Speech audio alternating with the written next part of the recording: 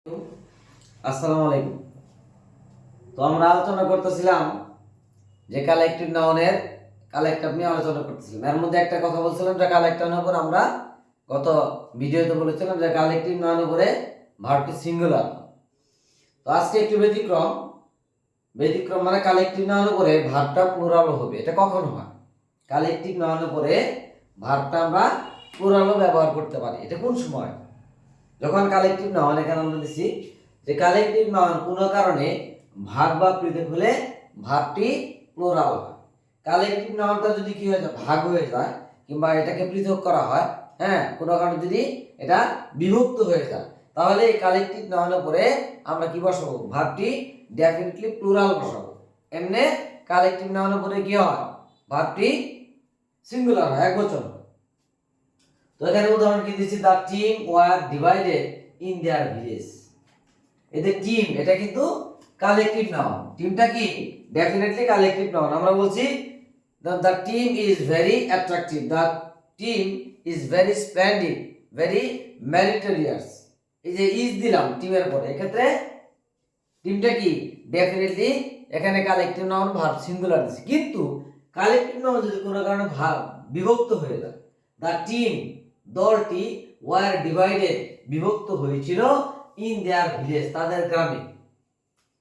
তাদের গ্রামে কি হয়ে গেছিল? বিভক্ত হয়ে গিয়েছিল। এই যে বিভক্ত হলো, যে কালেক্টিভ নাউন যে বিভক্ত হয়ে গেল, এই কারণে ভার্ব আমরা ওয়াজ না দিয়ে এখানে কি করলাম? ওয়ার ব্যবহার করলাম। ওয়াজ দিলে সিঙ্গুলার হতো। আমরা যদি বলতাম দ্য টিম ওয়াজ ডিভাইডেড, যদি না থাকতো তাহলে বলতাম the team was in their village, দলটি তাদের গ্রামে ছিল। যদি ডিভাইডেড শব্দটি ব্যবহার না করতাম তাহলে ডেফিনেটলি এখানে ইজ দিতে পারতাম, ওয়াজ দিতে পারতাম। দ্য টিম ওয়াজ ছিল ইন দেয়ার ভিলেজ, তাদের গ্রামে ছিল। বাট এখানে আমরা কালেক্টিভ নাউনকে ডিভাইডেড, বিভক্ত করে ফেলেছি। বিভক্ত হওয়ার কারণে এগুলো বিভিন্ন পরীক্ষায় আসে।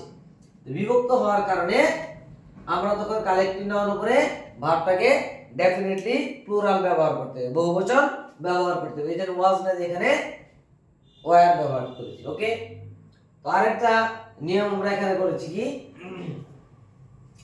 আরেকটা নিয়ম কালেক্টিভ নাউনের ব্যাপারে, যে কোনো কালেক্টিভ নাউনের পূর্বে সংখ্যাবাচক শব্দ বসালে অথবা শেষে, অর্থাৎ কালেক্টিভ নাউনের শেষে যদি আমরা এস বা ইএস যুক্ত করলে তা কমন নাউন হয়ে যায়। কালেক্টিভ নাউন কখনো কি হিসেবে হয়?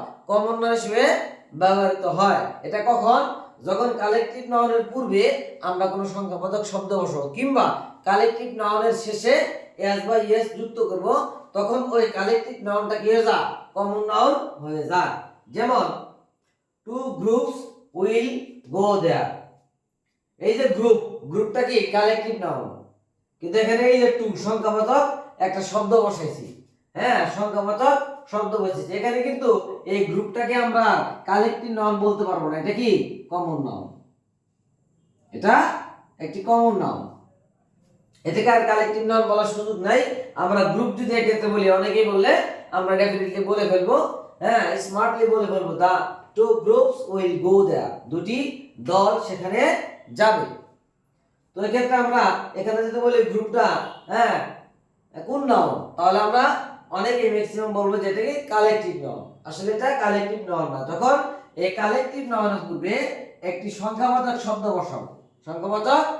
বসাবো কিংবা কালেক্টিভ নাউনের সাথে এস বা ইএস যুক্ত হবে, তখন ওই কালেক্টিভ নাউনটি কমন নাউন হিসেবে ব্যবহার করা, কমন নাউন হয়ে যায়। আরেকটা উদাহরণ, দেয়ার আর 10 ক্লাসেস ইন আওয়ার স্কুল। এখানে এই যে ক্লাস আমরা কি? একটা শ্রেণী, সমষ্টিবাচক শ্রেণী, এক জাতীয় বোঝাবে। তাহলে তখন সেটা কি? আমরা সেটাকে বলে বলবো যে এখানে ক্লাসটা কি?